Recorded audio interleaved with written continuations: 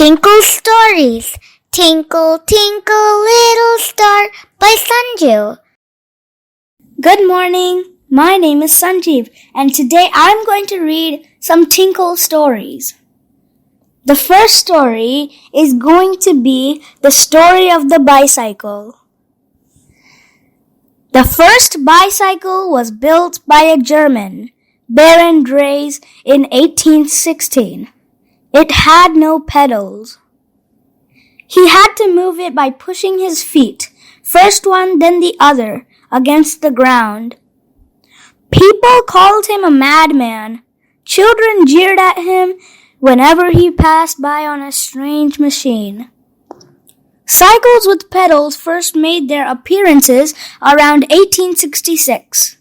The pedals were fitted to the front wheel. If you turned the pedal once, the whole front wheel would turn. So front wheels were made larger and larger. The cycle shown below was called a penny earthing in England. The front wheels of these penny earthings were sometimes more than 5 feet high.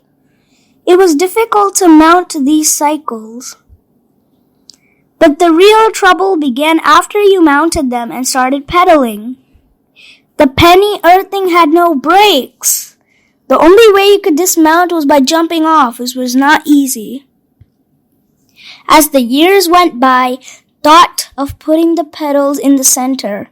Another invented the roller chain. The front wheel was made smaller. The tires were made of solid rubber. And yet it was no fun if you had to ride over bad roads. The solid rubber tires could not absorb the bumps. Then a young lad who did not like to be jolted when riding his cycle began to stir his father to do something about it. Finally, his father, John Dunlop, had a brainwave. He cut up the garden hose, fixed the piece of hose onto the wheels, pumped air into them, and gave the cycle to his son. His son rode away as if he were riding on air, which in a way he was. The air in the tires absorbed the bumps the cycle got on the way.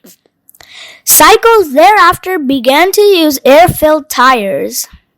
Today, if our cycles are so safe and so comfortable to ride on, it is due to the efforts of all these men.